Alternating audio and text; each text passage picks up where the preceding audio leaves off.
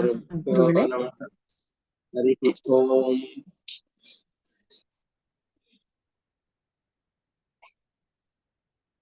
जन्माद्यस्य यतोऽन्वयादितरतश्चार्थेष्वभिज्ञस्वराट् तेने ब्रह्म हृदाय आदिकवये मुह्यन्ति यं सूरयः तेजो वारिमृदां यथा विनिमयो यत्र त्रिसर्गो मृषा धाम्ना स्वेन सदा निरस्तकुहकं सत्यं परं धीमहि निगमकल्पतरोर्गलितं फलं शुकमुखादमृतद्रवसंयुतम् पिबत भागवतं रसमालयं मुहुरहो रसिकाः भुवि भावुकाः दारिद्र्यदुःखज्वरदाहितानां मायापिशाची परिमर्दितानां संसार सिन्धौ परिपातितानां क्षेमाय वै भागवतं प्रगर्जति साङ्केत्यं पारिहास्यं वा स्तोभं हेलनमेव वा वैकुण्ठनामग्रहणम् अशेषाघहरं विदुः श्रीगुरुभ्यो नमः हरिः ओम्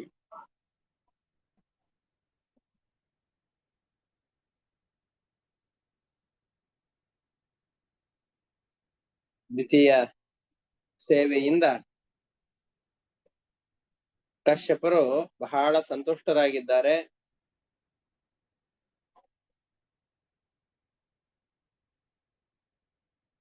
ಅವರು ಅವಳನ್ನ ಚೆನ್ನಾಗಿ ಹೊಗಳಿ ಅವಳಿಗೆ ಕೆಲವು ಮಾತುಗಳನ್ನು ಹೇಳ್ತಾ ಇದ್ದಾರೆ. ಕಾಶ್ಯಪ ಉವಾಚ ವರಂ ವರಯ ವಾಮೋರು ಪ್ರೀತಸ್ತೆ ಅಹಮನಿಂದಿತೆ ಸ್ತ್ರೀಣಾಂ ಭರ್ತರಿ ಸುಪ್ರೀತೆ ಕಃ ಕಾಮ ಇಹ ಚಾಗಮಃ. ಎಷ್ಟು ಒಳ್ಳೆ ಮಾತು. ನೋಡಲಿಕ್ಕೆ ತುಂಬಾ ಸುಂದರಿಯಾಗಿ ಇದ್ದಿ, ನಿನ್ನಲ್ಲಿ ಯಾವ ದೋಷಗಳು ನನಗಂತೂ ಕಾಣಿಸ್ತಾ ಇಲ್ಲ, ಅದರಿಂದ ನೀನು ಅನಿಂದ್ಯಳೂ ಆಗಿದ್ದಿ. ನಿನ್ನನ್ನ ನಿಂದನೆ ಮಾಡಿ ಇದು ಸರಿ ಇಲ್ಲ ಅದು ಸರಿ ಇಲ್ಲ ಅಂತ ಹೇಳಿಕ್ಕೆ ಯಾವ ಹುಡುಕುಗಳು ನಿನ್ನಲ್ಲಿ ಕಾಣಿಸ್ತಾ ಇಲ್ಲ. ಪ್ರೀತಸ್ತೆ, ನಿನ್ನ ವಿಷಯದಲ್ಲಿ ನಾನು ಬಹಳ ಸಂತುಷ್ಟನಾಗಿದ್ದೇನೆ. ನಿನ್ನ ಮನಸ್ಸಿನಲ್ಲಿ ಯಾವ ಯಾವ ಬಯಕೆಗಳಿವೆಯೋ ಆ ಎಲ್ಲ ಬಯಕೆಗಳನ್ನು ನನ್ನ ಬಳಿಯಲ್ಲಿ ಕೇಳು. ಗಂಡ ಸಂತುಷ್ಟನಾದ ಅಂತಾದರೆ ಸ್ತ್ರೀಯರಿಗೆ ಯಾವುದೂ ಕೂಡ ಅಲಭ್ಯವಾದದ್ದು ಅಂತ ಇಲ್ಲ. ಸ್ತ್ರೀಣಾಂ ಭರ್ತರಿ ಸುಪ್ರೀತೆ ಕಃ ಕಾಮ ಇಹ ಚಾಗಮಃ. ಸ್ತ್ರೀಯರಿಗೆ ಪತಿಯ ಪ್ರೀತಿಯೇ ದೊಡ್ಡವರ. ಅದು ಸಿಕ್ತು ಅಂತಾದರೆ ಮತ್ತೆ ಅವರು ಹೊಂದಬೇಕಾದದ್ದು ಅಂತ ಮತ್ಯಾವುದೂ ಇಲ್ಲ. ಆಮೇಲೆ ಅವರು ಬಯಸಿದ್ದು ಸಿಗಲಾರದು ಅಂತನೂ ಯಾವುದೂ ಕೂಡ ಇಲ್ಲ. ಯಾಕೆ ಅಂತಂದ್ರೆ ಬಯಸಿದ್ದೆಲ್ಲ ಕೊಡಬೇಕು ಅಂತಂದ್ರೆ ಕೊಡುವ ಸಾಮರ್ಥ್ಯ ಕೇಳಿಸಿಕೊಳ್ಳುವ ವ್ಯಕ್ತಿಯಲ್ಲಿ ಇರಬೇಕು. ಆ ಕೊಡುವ ಸಾಮರ್ಥ್ಯವನ್ನ ನೀಡುವಂತಹ ಲಕ್ಷ್ಮೀಪತಿಯಾದಂತಹ ವಾಸುದೇವ ರೂಪಿಯಾದ ಪರಮಾತ್ಮ ಪತಿಯ ಒಳಗಡೆಯಲ್ಲಿ ನಿಂತುಕೊಂಡು ಪತಿಯ ರೂಪವನ್ನು ಧರಿಸಿದ್ದುಕೊಂಡು ಸ್ತ್ರೀಯರು ಬೇಡಿದ ಎಲ್ಲ ಪದಾರ್ಥಗಳನ್ನ ಅವರಿಗೆ ಕೊಡ್ತಾ ಹೋಗ್ತಾನೆ.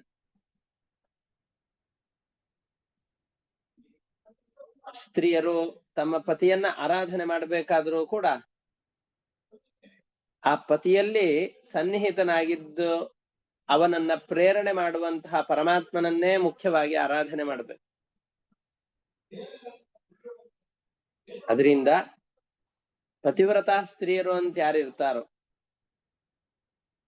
ಅವರು ಅಲ್ಲಿ ಇಲ್ಲಿ ಅಂತ ಪೂಜೆ ಇರೋದಿಲ್ಲ. ಪುರುಷರಿಗಾದ್ರೆ ಶಾಲಗ್ರಾಮಾದಿಗಳಲ್ಲಿ ಮೂರ್ತಿಗಳಲ್ಲಿ ವಿಶೇಷವಾಗಿ ಆರಾಧನೆ ಅಂತ ಇರುತ್ತೆ. ಆದ್ರೆ ಸ್ತ್ರೀಯರು ಆರಾಧನೆ ಮಾಡುವುದು ಅಂತಾದ್ರೆ ಪತಿಯೆಂಬಂತಹ ದೊಡ್ಡ ಪ್ರತೀಕದಲ್ಲಿಯೇನೆ ಪರಮಾತ್ಮನ ವಿಶೇಷವಾದ ಆರಾಧನೆಯನ್ನ ಮಾಡಬೇಕು. ನೀನು ಇಷ್ಟು ಕಾಲದವರೆಗೂ ಕೂಡ ಅದೇ ಕೆಲಸವನ್ನು ಮಾಡಿದ್ದಿ.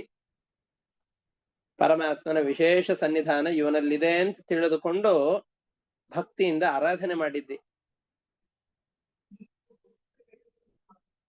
ಇಷ್ಟೆಲ್ಲ ಮಾಡಿದ್ದಿಯಲ್ಲ, ನನಗೆ ಬಹಳ ಸಂತೋಷವಾಗಿದೆ. ನೀನು ಏನಾದ್ರೂ ಕೇಳು, ನಿನ್ನ ವರಗಳನ್ನು ನಾನು ಪೂರ್ತಿ ಮಾಡಿ ಕೊಡ್ತೇನೆ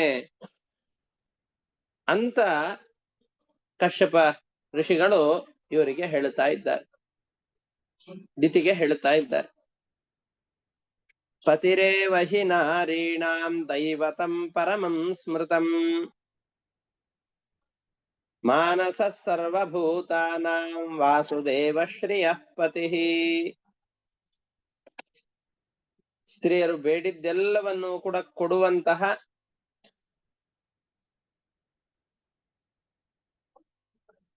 ತನ್ನ ಗಂಡನಲ್ಲಿ ವಿಶೇಷವಾಗಿ ವಾಸುದೇವ ರೂಪಿಯಾದಂತಹ ಪರಮಾತ್ಮನ ಸನ್ನಿಧಾನ ಇರುತ್ತದೆ.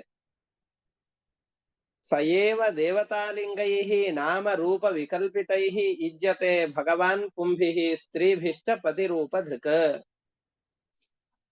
ಆ ವಾಸುದೇವ ರೂಪಿಯಾದಂತಹ ಪರಮಾತ್ಮನೇ ಎಲ್ಲ ಕಡೆಗಳಲ್ಲೂ ನಾವು ಆರಾಧನೆ ಮಾಡೋದು ಆ ಪರಮಾತ್ಮನನ್ನೇ. ಹಾಗೆಯೇನೆ ಪತಿಯಲ್ಲೂ ಕೂಡ ಪತಿಯ ರೂಪದಿಂದಲೇ ಇದ್ದುಕೊಂಡು ಸ್ತ್ರೀಯರಿಂದ ಆರಾಧಿತನಾದಂತಹ ವ್ಯಕ್ತಿಯೂ ಕೂಡ ಅವನೇ ಆಗಿರ್ತಾನೆ. ಅದರಿಂದ ತಸ್ಮಾತ್ ಪತಿವ್ರತ ನಾರ್ಯ ಶ್ರೇಯ ಕಾಮಾಸ್ಸು ಮಧ್ಯಮೇ ಯಜಂತೆ ನನ್ಯ ಭಾವೇನ ಪತಿಮಾತ್ಮಾನಮೀಶ್ವರಂ. ಪತಿವ್ರತ ಸ್ತ್ರೀಯರಾದವರು ಯಾವ್ದಾದ್ರೂ ಒಂದು ಒಳ್ಳೆ ತಮಗ ಆಗಬೇಕು ಅಂತ ಅಂದುಕೊಂಡ್ರೆ ಪುರುಷರೆಲ್ಲ ವಿಶೇಷವಾಗಿ ದೇವತೆಗಳ ಆರಾಧನೆಯನ್ನ ಪ್ರತಿಮೆಯಲ್ಲಿ ಮಾಡುವಂತೆ ತಮ್ಮ ಪತಿಯ ಪೂಜೆಯನ್ನು ಮಾಡಬೇಕು. ಅನನ್ಯ ಭಕ್ತಿಯಿಂದ ಪತ್ಯಂತರ್ಗತನಾದಂತಹ ಪರಮಾತ್ಮನ ವಿಶೇಷವಾದ ಆರಾಧನೆಯನ್ನು ಮಾಡಬೇಕು. ಅಂತಹ ಆರಾಧನೆಯನ್ನು ನೀನೀಗ ಮಾಡಿದ್ದಿ. ಭಗವಂತನ ಸನ್ನಿಧಾನ ನನ್ನಲ್ಲಿದೆ ಅಂತ ತಿಳಿದುಕೊಂಡು ಇಷ್ಟು ಕಾಲದವರೆಗೂ ವಿಶೇಷವಾಗಿ ಭಕ್ತಿಯಿಂದ ಆರಾಧನೆ ಮಾಡಿದ್ದಿ. ಯಾರು ಪತಿವ್ರತೆ ಇರಲ್ವೋ ಅಂಥವರಿಗೆ ಸುಲಭವಾಗಿ ಸಿಗದೇ ಇರುವಂತಹ ಯಾವ್ಯಾವ ಫಲಗಳಿವೆಯೋ,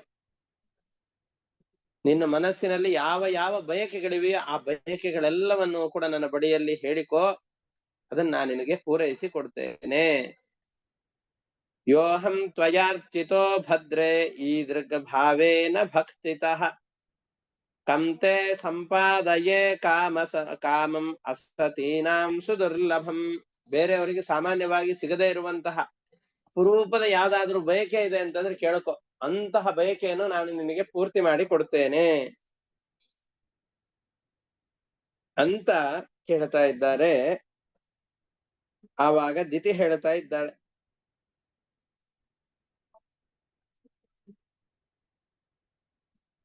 ನೋಡು, ನನಗೀಗ ಇದ್ದವರು ಇಬ್ರು ಮಕ್ಕಳು, ಹಿರಣ್ಯಕಶಿಪು ಮತ್ತು ಹಿರಣ್ಯಾಕ್ಷ ಅಂತ. ಇವರಿಬ್ರು ಮಹಾಪರಾಕ್ರಮಿಗಳಾದಂತಹ ಮಕ್ಕಳೇ ಆಗಿದ್ರು. ಆದ್ರೆ ಕಪಟಿಯಾದಂತಹ ನನ್ನ ಸವತಿಯ ಮಗನಾದಂತಹ ಇಂದ್ರನ ಪ್ರಾರ್ಥನೆಯ ಮುಖಾಂತರವಾಗಿ ಪರಮಾತ್ಮ ಬಂದು ಹಿರಣ್ಯಾಕ್ಷನನ್ನ ವರಾಹ ರೂಪದಿಂದ, ಹಿರಣ್ಯಕಶಿಪುವನ್ನ ನರಸಿಂಹ ರೂಪದಿಂದ ಪರಮಾತ್ಮ ಸಂಹಾರ ಮಾಡಿಬಿಟ್ಟಿದ್ದಾನೆ. ನನ್ನ ಇಬ್ರು ಮಕ್ಕಳು ಮೃತರಾಗಿ ಹೋಗಿದ್ದಾರೆ.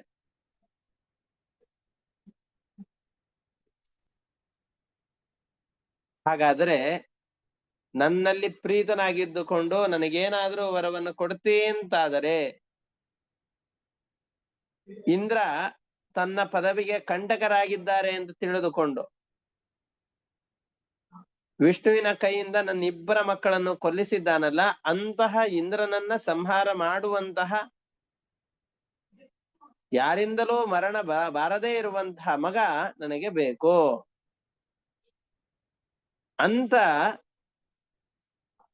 ತನ್ನ ಗಂಡನಾದ ಕಶ್ಯಪನ ಬಳಿಯಲ್ಲಿ ಪ್ರಾರ್ಥನೆಯನ್ನು ಮಾಡ್ತಾ ಇದ್ದಾಳೆ. ಇಂದ್ರನನ್ನ ಕೊಲ್ಲಬೇಕು, ಕೊಲ್ಲುವವನಿಗೆ ಮರಣ ಇರಬಾರದು, ಅವನು ಇಂದ್ರನ ಪದವಿಯಲ್ಲಿ ಶಾಶ್ವತವಾಗಿ ಆಡಳಿತವನ್ನು ನಡೆಸಬೇಕು. ಅಂತಹ ಮಗನನ್ನ ನಾನು ಬಯಸ್ತಾ ಇದ್ದೇನೆ, ಅಂತಹ ಮಗ ನನಗೆ ಬೇಕು.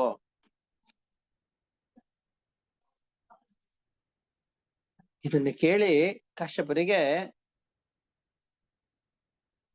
ಒಂದು ಕ್ಷಣದಲ್ಲಿ ಆಘಾತ ಆಯ್ತು.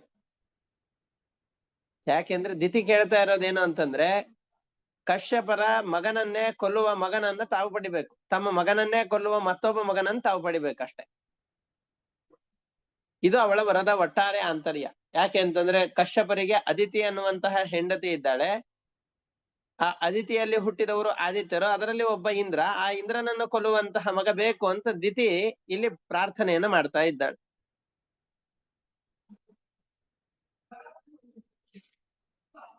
ಈಗ ಅವರಿಗೆ ಮನಸ್ಸಿನಲ್ಲಿ ಇಷ್ಟು ವ್ಯಥೆ ಆಯ್ತು. ಈ ಮಾತನ್ನ ಕೇಳಿದ ತಕ್ಷಣ ಖಿನ್ನರಾಗಿ ಹೋಗಿದ್ದಾರೆ. ಎಂಥ ಮಹಾ ಪಾಪ ಕಾರ್ಯವನ್ನು ಮಾಡ್ಬೇಕಾಗಿ ಬಂತಲ್ಲ. ಯಾಕೆ ಅಂತಂದ್ರೆ ನನ್ನ ಸಂತಾನವನ್ನು ಕೊಲ್ಲುವಂತಹ ಸಂತಾನವನ್ನು ನಾನು ಪಡಿಬೇಕಾಗಿದೆ. ಅದು ನನಗೆ ಗೊತ್ತಿದ್ದು ಈ ವ್ಯಕ್ತಿಯಿಂದ ನನ್ನ ಕುಟುಂಬ ನಾಶ ಆಗತ್ತೆ ಅಂತ ತಿಳಿದು ಆ ವ್ಯಕ್ತಿಯನ್ನು ಪಡಿಬೇಕಾದಂತಹ ಸಂದರ್ಭ ಬಂತಲ್ಲ. ಭಗವಂತನ ಬಂಧಕ ಶಕ್ತಿಗೆ ಒಳಗಾಗಿ ಇಂದ್ರಿಯಗಳ ಸುಖವನ್ನು ಅನುಭವಿಸ್ತಾ ತುಂಬಾ ಸೇವೆ ಮಾಡ್ತಾ ಇದ್ದಾಳೆ ಅಂತ ಅಂದುಕೊಂಡು ಪರಮಾತ್ಮ ಸ್ತ್ರೀ ರೂಪದಲ್ಲಿ ಬಂದು ಮೋಹಕ್ಕೆ ಒಳಗಾಗಿ ಹೋಗುವ ಹಾಗೆ ಮಾಡಿ ನನ್ನನ್ನ ವರವನ್ನು ಕೊಡ್ತೇನೆ ಅಂತ ಹೇಳುವ ಹಾಗೆ ಮಾಡಿಸಿ, ನನಗೆ ಆ ರೀತಿಯಾಗಿ ಮಾಡಿಸಿ ನರಕದಲ್ಲಿ ಬೀಳುವ ಹಾಗೆ ಮಾಡ್ತಾ ಇದ್ದಾನೆ ಪರಮಾತ್ಮ. ಇವಳು ಸೇವೆಯನ್ನು ಮಾಡಿದಳು. ಆ ಸೇವೆಯನ್ನು ನೋಡಿ ಮನಸ್ಸಿನಲ್ಲಿ ಬಹಳ ಸಂತೋಷವಾಯ್ತು. ನಿನಗೇನು ಬರಬೇಕು ಅದನ್ನ ಕೇಳು ಅಂತ ನಾ ಹೇಳಿದೆ. ಅವಳು ಈ ರೀತಿಯಾದ ವರವನ್ನ ಕೇಳ್ತಾ ಇದ್ದಾಳೆ.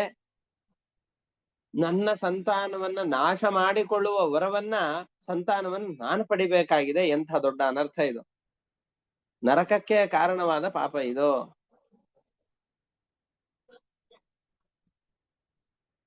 ಇದು ದೊಡ್ಡ ತಪ್ಪು ಯಾವುದು ಅಂತಂದ್ರೆ ದಿಟ್ಟಿದು. ಹಾಗಾದ್ರೆ ಚೆನ್ನಾಗಿ ಅವಳಿಗೆ ಬೈಯೋಣ ಅಂತ ಬೈದನ? ಇಲ್ಲ, ಇದರಲ್ಲಿ ದ್ವಿತೀಯ ಅಪರಾಧ ಏನಿಲ್ಲ. ಸ್ತ್ರೀಯರ ಸ್ವಭಾವವೇ ಇಷ್ಟು ಪಾಪ. ಅವರಿಗೆ ಏನು ಪಡೆಯಬೇಕು ಅಂತಿರತ್ತೋ ಪಡೆಯಬೇಕಾದಂತಹ ವಿಷಯವನ್ನ ಉದ್ದೇಶಿಸಿಕೊಂಡು ಚೆನ್ನಾಗಿ ಅವರು ಸಾಧನೆಯನ್ನು ಮಾಡ್ತಾರೆ. ಅದನ್ನ ಬಳಿಯಲ್ಲಿ ಬೇಡ್ತಾರೆ, ಕೇಳ್ತಾರೆ. ಅವ್ರು ಏನು ಕೇಳಬಹುದು ಅಂತ ವಿಚಾರ ವಿಮರ್ಶೆ ಮಾಡದೇನೆ ಹಾಗೆ ಮಾಡಿಬಿಡ್ತೇನೆ ಅಂತ ಹೇಳಿದರೆ ಅದು ನಮ್ಮ ತಪ್ಪದು.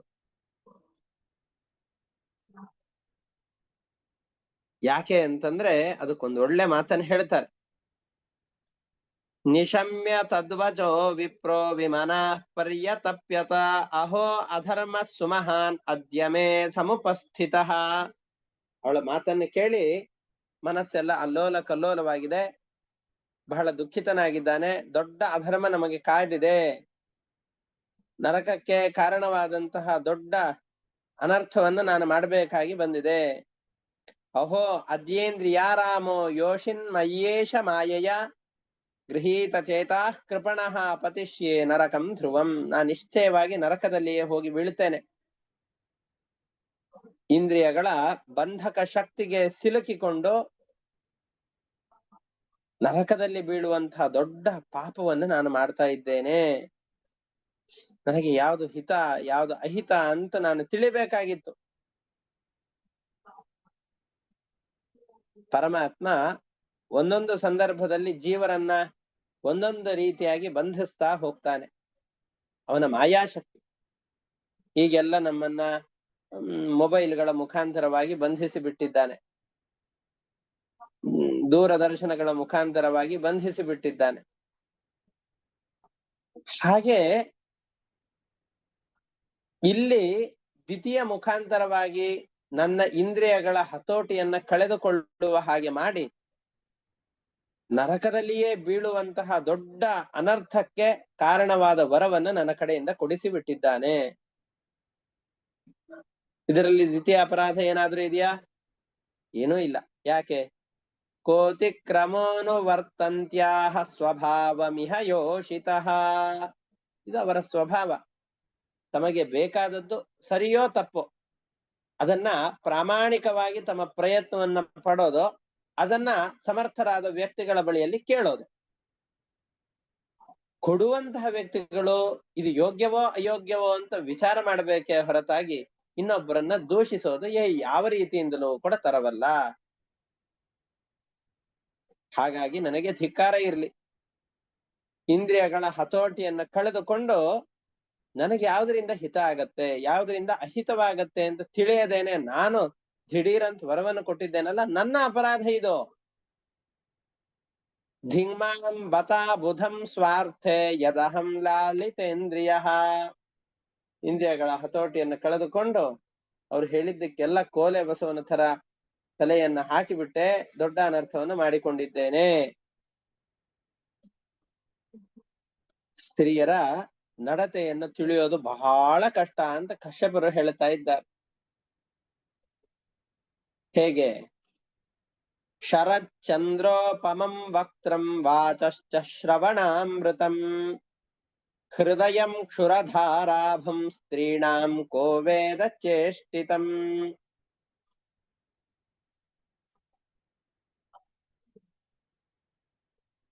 ಸ್ತ್ರೀಯರ ಮುಖ ಪೌರ್ಣಮಿಯ ಶರತ್ಕಾಲದಲ್ಲಿರುವಂತಹ ಚಂದ್ರನ ಹಾಗೆ ಅತ್ಯಂತ ಶುಭ್ರವಾದಂತಹದ್ದು, ಬಹಳ ಮೋಹಕವಾದಂತಹದ್ದು. ಶರತ್ಕಾಲ ಅಂತ ಯಾಕೆ ಕರೀತಾರೆ ಅಂದ್ರೆ ಶರದ್ ಋತುವಿನಲ್ಲಿ ಈ ಮೋಡಗಳ ಹಾವಳಿ ಇರೋದಿಲ್ಲ. ರಾತ್ರಿ ಕಾಲದಲ್ಲಿ ಚಂದ್ರನನ್ನ ಮುಚ್ಚಿ ಹಾಕುವಂತಹ ಮೋಡಗಳು ಯಾವುದೂ ಇರೋದಿಲ್ಲ. ಪರಿಶುದ್ಧವಾದಂತಹ ಚಂದ್ರ ಆ ಕಾಲದಲ್ಲಿ ತೋರ್ತಾ ಇರ್ತಾನೆ. ಅದು ಪೌರ್ಣಮಿಯ ದಿವಸ ಅಂತಾದ್ರೆ ಚಂದ್ರನನ್ನು ನೋಡ್ಲಿಕ್ಕೆ 2 ಕಣ್ಣುಗಳು ಸಾಲದು. ಹಾಗೆ ಸ್ತ್ರೀಯರ ಮುಖವೂ ಕೂಡ ಶರತ್ಕಾಲದಲ್ಲಿ ಶುಭ್ರವಾದ ಪೂರ್ಣ ಚಂದ್ರನ ಹೇಗೆ ಪ್ರಕಾಶಮಾನವಾಗಿರ್ತಾನೋ ಆ ರೀತಿಯಾಗಿ ಅತ್ಯಂತ ಪ್ರಕಾಶಮಾನವಾಗಿರುತ್ತೆ. ಮಾತುಗಳನ್ನು ಕೇಳ್ತಾ ಇದ್ರು ಅಂತಂದ್ ಹೇಳಿದ್ರೆ ಕಿವಿಯಲ್ಲಿ ಅಮೃತವನ್ನೇ ಸುರಿತಾ ಇದ್ದಾರೋ ಏನೋ ಅಂತ ಆ ರೀತಿಯಾಗಿರುತ್ತೆ. ಆದರೆ ಹೃದಯ ಮಾತ್ರ ಕತ್ತಿಯ ಅಲುಗಿನಂತೆ ಅತ್ಯಂತ ತೀಕ್ಷ್ಣವಾಗಿ ಇರುತ್ತೆ. ಅತ್ಯಂತ ಕಠೋರವಾದ ವಿಷಯವನ್ನು ಕೂಡ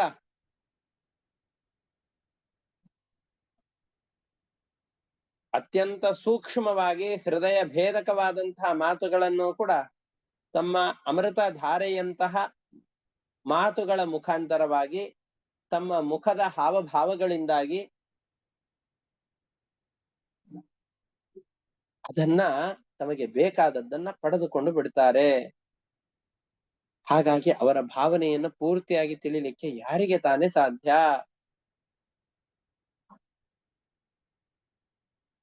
ಅದನ್ನ ಹೇಳ್ತಾ ಇದ್ದಾರೆ. ಶರತ್ ಚಂದ್ರೋಪಮಂ ವಕ್ತ್ರಂ.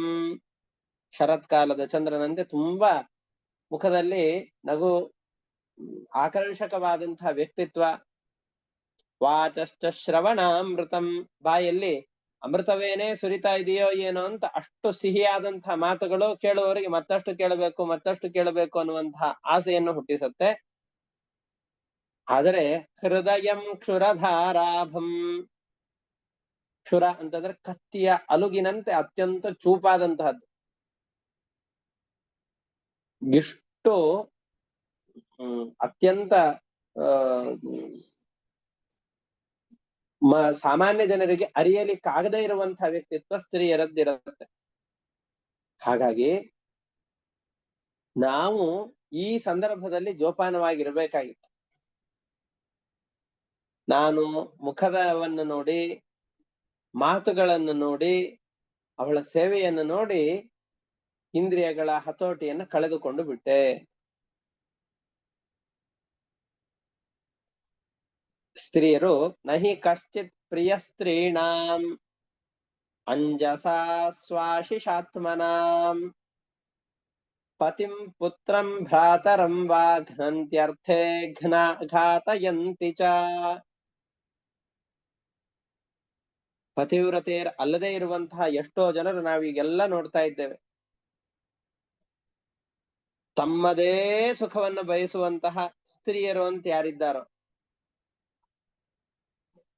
ಅವರಿಗೆ ಅತ್ಯಂತ ಪ್ರೀತಿ ಪಾತ್ರನಾದವನು ಯಾರೂ ಕೂಡ ಇರೋದಿಲ್ಲ. ತಮ್ಮ ಸುಖಕ್ಕೋಸ್ಕರವಾಗಿ ತಮ್ಮ ಪತಿಯನ್ನೇ ಕೊಲ್ಲಿಸುವಂತಹ ವ್ಯಕ್ತಿಗಳೂ ಇರ್ತಾರೆ. ಇದು ಬರೀ ಸ್ತ್ರೀಯರಿಗಷ್ಟೇ ಅಲ್ಲ, ಪುರುಷರಿಗೂ ಸಮಾನ. ಪ್ರಸಂಗದಲ್ಲಿ ಇದನ್ನು ಹೇಳ್ತಾ ಇದ್ದಾರಷ್ಟೆ. ತಮ್ಮ ಪತಿಯನ್ನಾಗ್ಲಿ ಮಕ್ಕಳನ್ನಾಗ್ಲಿ ಯಾರನ್ನ ಬೇಕಾದ್ರೂ ಕೊಲ್ಲಿಸಬಲ್ಲ.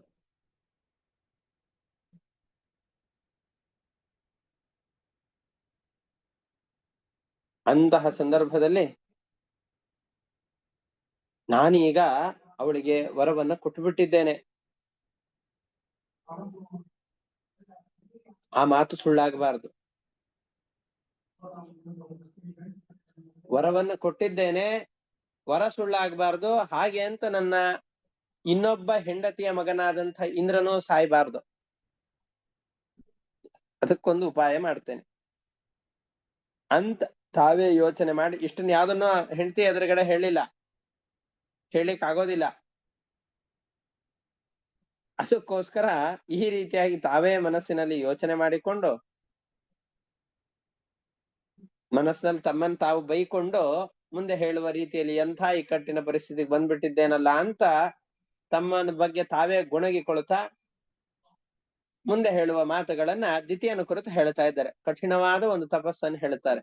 ಇದನ್ನ ಮಾಡಿದ್ರೆ ನಿನಗಂಥ ಮಗ ಸಿಗ್ತಾನೆ.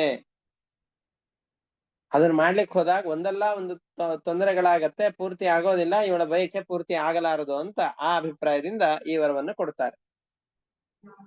ಪ್ರತಿಶ್ರುತಂ ದದಾನೀತಿ ವಚಸ್ತನ್ನ ಮೃಷಾ ಭವೇತ್ ವಧಂ ನಾರಹತಿ ಚೇಂದ್ರೋಪಿ ತತ್ರೇದಮುಪಕಲ್ಪಯೇ.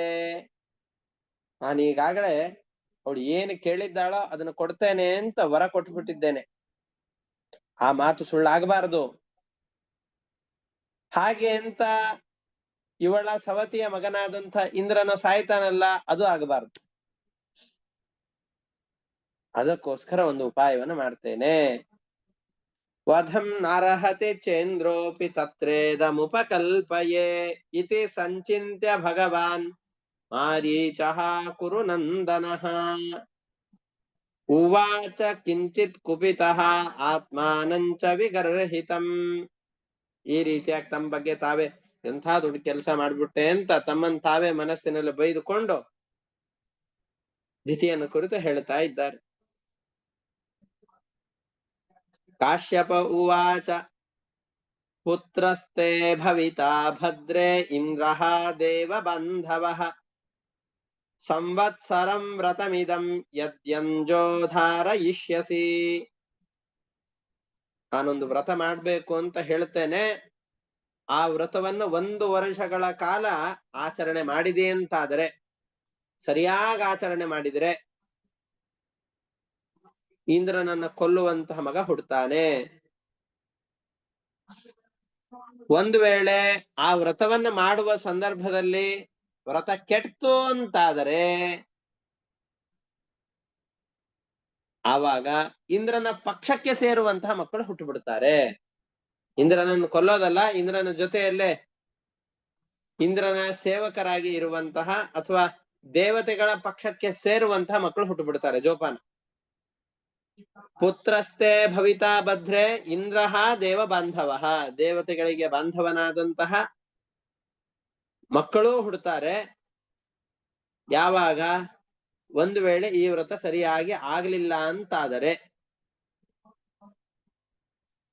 ಒಂದು ವೇಳೆ ಸರಿಯಾಗಿ ಮಾಡಿದೆ ಅಂತಾದ್ರೆ ಇಂದ್ರನನ್ನು ಕೊಲ್ಲುವಂತಹ ವ್ಯಕ್ತಿ ಹುಡ್ತಾನೆ. ಸರಿಯಾಗಿ ವ್ರತ ಮಾಡ್ಲಿಲ್ಲ ಅಂತಂದ್ರೆ ವ್ರತ ಕೆಡ್ತು, ಇಂದ್ರನ ಪಕ್ಷಕ್ಕೆ ಸೇರುವಂತಹ ಮಕ್ಕಳು ಹುಟ್ಟು ಬಿಡ್ತಾರೆ. ನನ್ನ ಮೇಲೆ ಆಮೇಲೆ ಆಪಾದನೆ ಮಾಡ್ಲಿಕ್ಕಿಲ್ಲ.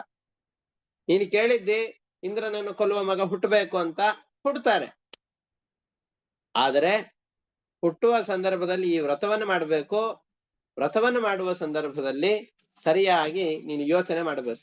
ಸ್ವಲ್ಪ ವ್ಯತ್ಯಾಸ ಆಯ್ತು ಅಂದ್ರೆ ದೇವತೆಗಳ ಪಕ್ಷಕ್ಕೆ ಸೇರುವಂತಹ ಮಕ್ಕಳು ಹುಟ್ಟು ಬಿಡ್ತಾರೆ. ಅಂತ ಈ ರೀತಿಯಾಗಿ ಹೇಳಿದಾಗ ದಿತಿ ಹೇಳ್ತಾಳೆ, ನೀ ಯಾವ ವ್ರತವನ್ನು ಹೇಳ್ತೀಯೋ ಆ ವ್ರತ ಎಲ್ಲವನ್ನೂ ಮಾಡ್ತೇನೆ. ಏನು ಮಾಡ್ಬೇಕು, ಏನು ಮಾಡಬಾರದು, ಏನು ಮಾಡಿದ್ರೆ ವ್ರತ ಕೆಡತ್ತೆ, ಏನು ಮಾಡಿದ್ರೆ ಕೆಡೋದಿಲ್ಲ, ಆ ಎಲ್ಲವನ್ನು ನನಗೆ ಹೇಳು ಅಂತ ದಿತಿ ಅವರನ್ನು ಕುರಿತು ಕೇಳ್ತಾ ಇದ್ದಾಳೆ. ದಿತಿರುವಾಚ ಧಾರಯಿಷ್ಯೇ ವ್ರತಂ ಬ್ರಹ್ಮನ್ ಬ್ರೂಹಿ ಕಾರ್ಯಾಣಿ ಯಾನಿ ಮೇ ಯಾನಿ ಚೇಹ ನಿಷಿದ್ಧಾನಿ ನ ವ್ರತಂ ಘ್ನಂತಿ ಯಾನ್ಯುತ. ನೀನ್ ಹೇಳಿದ ಯಾವುದೇ ವ್ರತ ಆಗಿರ್ಲಿ ನಾನು ಅದನ್ನ ಮಾಡ್ತೇನೆ. ಯಾವ ಕೆಲಸವನ್ನು ಮಾಡ್ಬೇಕು ಹೇಳು. ಯಾವ ಕೆಲಸಗಳು ನಿಷಿದ್ಧವಾಗಿದೆಯೋ ಆ ನಿಷಿದ್ಧವಾದ ಕೆಲಸಗಳನ್ನು ಹೇಳು, ಅದನ್ನು ಬಿಟ್ಬಿಡ್ತೇನೆ. ಯಾವುದನ್ನ ಮಾಡಿದರೆ ವ್ರತ ಕೆಡೋದಿಲ್ವೋ ಅದನ್ನು ಹೇಳು, ಎಲ್ಲವನ್ನು ಕೂಡ ಶ್ರದ್ಧೆಯಿಂದ ನಾನು ಮಾಡ್ತೇನೆ ಅಂತ ದಿತಿ ಹೇಳ್ತಾಳೆ. ಅದು ಆದ್ಮೇಲೆ ಕಶ್ಯಪರು ಏನೇನು ಮಾಡ್ಬೇಕು ಅದು ಎಲ್ಲವನ್ನ ಹೇಳ್ತಾರೆ. ಆಯ್ತು ಅಂತ ಒಪ್ಪಿಕೊಂಡು ಅವಳು ಅನೇಕ ವ್ರತಗಳನ್ನ ಮಾಡ್ಲಿಕ್ಕೆ ಶುರು ಮಾಡ್ತಾಳೆ. ಆ ಸಂದರ್ಭದಲ್ಲಿ ಒಮ್ಮೆ ಸ್ವಲ್ಪ ವ್ಯತ್ಯಾಸವಾಗತ್ತೆ. ಆವಾಗ ಇಂದ್ರ ಬರ್ತಾನೆ. ಇಂದ್ರ ಬಂದು ಏನು ಮಾಡ್ತಾನೆ, ಈ ಎಲ್ಲ ಕಥೆಯನ್ನು ಕೂಡ ಮತ್ತೆ ಮುಂದಿನ ಪಾಠದಲ್ಲಿ ನೋಡೋಣ ಅಂತ ಹೇಳ್ತಾ ಇವತ್ತಿನ ಪಾಠವನ್ನು ಇಷ್ಟಕ್ಕೆ ಮುಕ್ತಾಯ ಮಾಡ್ತಾ ಇದ್ದೇನೆ. ಹರಯೇ ನಮಃ. ಶ್ರೀಕೃಷ್ಣಾರ್ಪಣಮಸ್ತು. ಅನೇನ ಭಾವಿ ಯತ್ ಪುಣ್ಯಂ ತೇನ ಪ್ರೀಣಾತು ಕೇಶವಃ. ಶ್ರೀಕೃಷ್ಣಾರ್ಪಣಮಸ್ತು. ನಮಸ್ಕಾರ ಗುರುಗಳೇ.